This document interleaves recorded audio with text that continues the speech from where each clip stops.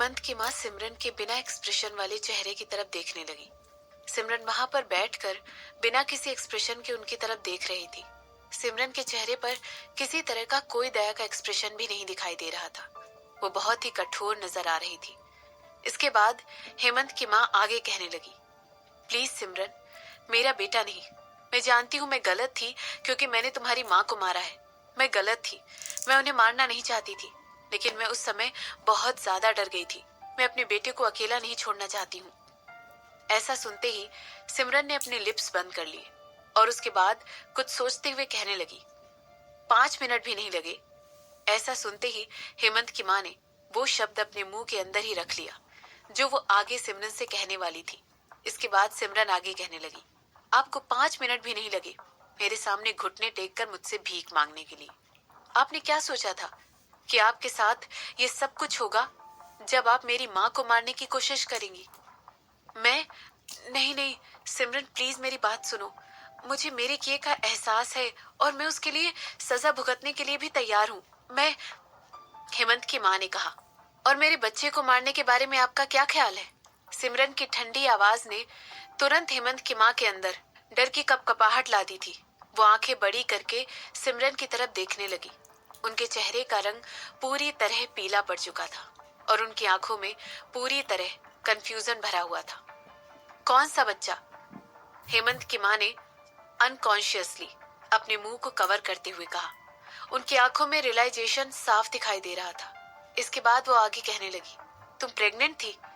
सिमरन ने उनकी बात का कोई जवाब नहीं दिया, यहाँ तक कि उसने अपना हाथ फोल्ड करके अपने चेस्ट के ऊपर रख लिए थे और उसके बाद अपने पैर क्रॉस करके बैठ गई थी। वो बहुत ही सीरियसनेस के साथ हेमंत की माँ की तरफ देख रही थी। उसकी नजर इधर से उधर एक पल के लिए भी नहीं हुई। इसके बाद वो भी कहने लगी, आपको कैसा फील हुआ था जब आपने मेरे बेकसूर बच्चे को मारा था? सिमरन, मैं नहीं जानती थी कि तुम प्रेग्नेंट थी। हेमंत की माँ ने तुरंत अपनी बात को क्लेरिफाई करते हुए कहा। हेमंत की माँ को वाकई में नहीं पता था कि सिमरन उस समय प्रेग्नेंट थी।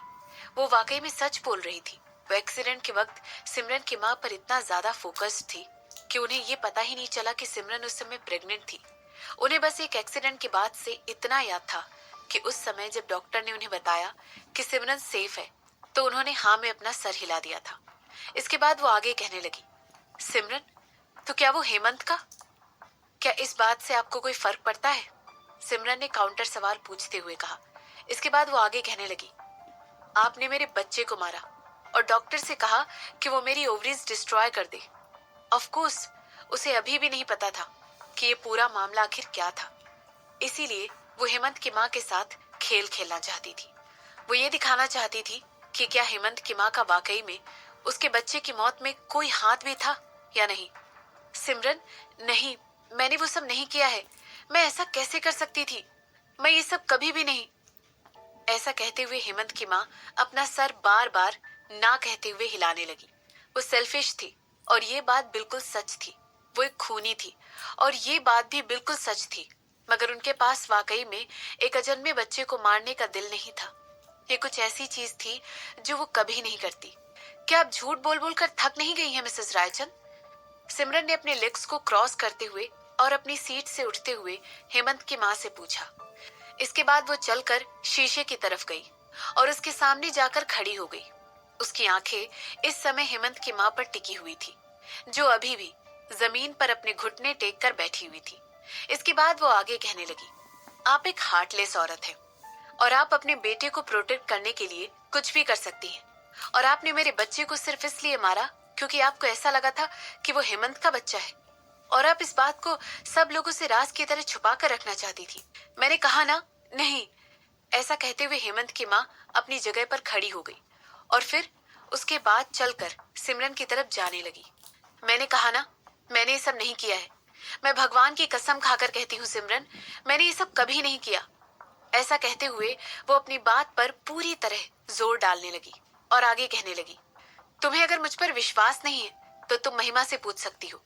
ये बात बिल्कुल सच है। उसे इस बारे में जरूर कुछ पता होगा। वो एक डॉक्टर है और वो ही वो इंसान थी जिसने उस समय जो डॉक्टर तुम्हारा और तुम्हारी माँ का इंचार्ज था उससे बात की थी। तुम्हें मेरा विश्वास करना ही होगा। मैं कभी भी किसी बेकसूर बच्चे की जान नहीं ले सकती हूँ। जब से मैंने कुछ रिस्पॉन्स नहीं किया तो हेमंत की माँ ने अपनी बात को आगे बढ़ाते हुए कहा, मैं मानती हूँ मैंने बहुत सारी चीजें की हैं। मैं जानती हूँ मैंने तुम्हारी माँ को मारा है और बहुत सारे ऐसे गुमनाम लोगों को मारा है, और ये सब कुछ मैंने खुद को और अपनी फैमिली को बचाने के नाम पर किया है। मगर सिमरन, मैं कभी भी एक अजन्मे बच्चे को नहीं मार सकती हूँ। प्लीज, तुम्हें मेरा विश्वास करना ही होगा। उस समय एक्सीडेंट के बाद मैं हेमंत की माँ ने एक कदम पीछे लिया और अपनी मुट्ठी बांध ली, जैसे कि वो ये डिसाइड कर रही हो कि वो उस रात की डिटेल्स सिमरन को बताना चाहती भी है या नहीं। इससे पहले कि तुम्हारे पिता वहां पर पहुंचते, मुझे याद है तुम्हारी माँ ने मुझे देख लिया था, क्योंकि मैं उस कार की फ्रंट सीट पर बैठी थी और मैंने इस बारे में महिमा को बताया था।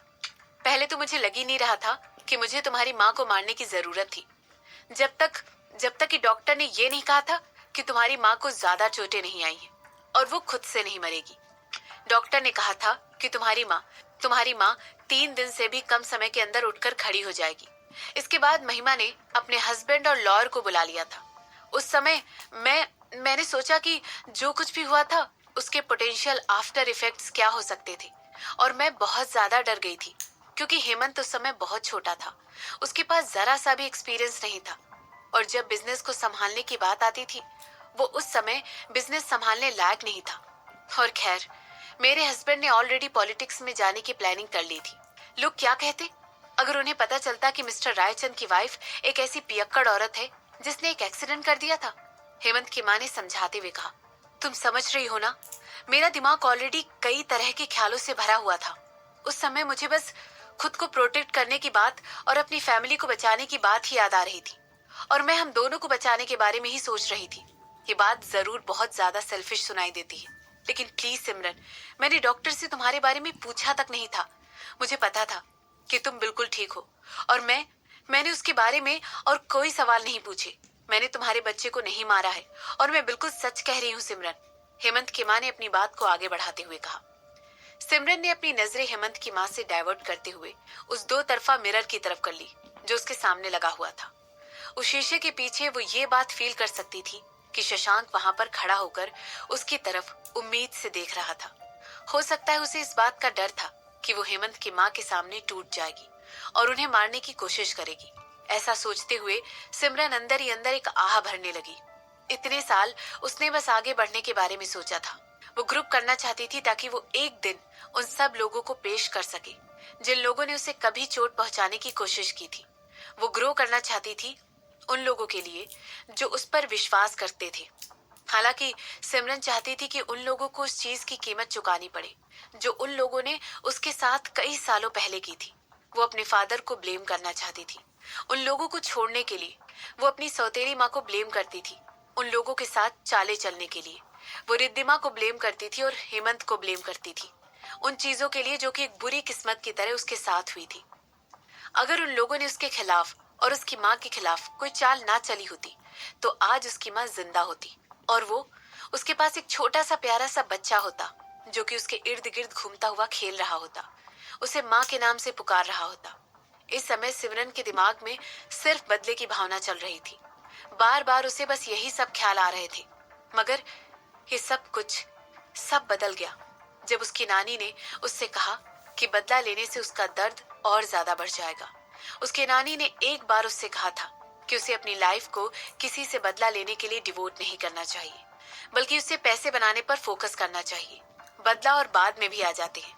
उसे उस समय ग्रो करने की जरूरत थी, अपना नाम बनाने की जरूरत थी, ताकि वो वापस उदयपुर आ सके और सबको दिखा सके कि अब वो तैयार थी, पूरी तरह से तैयार थी। उसकी नानी ने उसे ट्रेन किया था ताकि वो एक हार्टलेस इंसान बन सके। उसने सिमरन को एक कोल्ड और कैलकुलेटिंग इंसान बनने के लिए ट्रेन किया था, और उन्होंने ऐसा इसलिए किया था ताकि वो खुद को प्रोटेक्ट कर सके।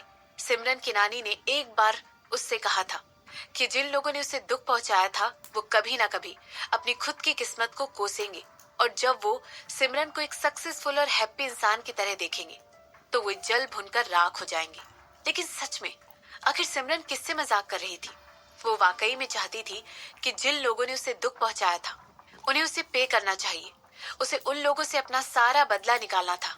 वो चाहती थी कि वो लोग सिमरन के दिए गए उधार को चुकता करें, और वो इस चीज के लिए जितनी देर करेंगे, सिमरन उस पर दुगनी इंटरेस्ट लगाकर उन्हें वो सब सूद समेत वापस करने वाली थी। लेकिन जो चीज सिमरन ने एक्सपेक्ट नहीं की थी वो थी शशांक से मिलना।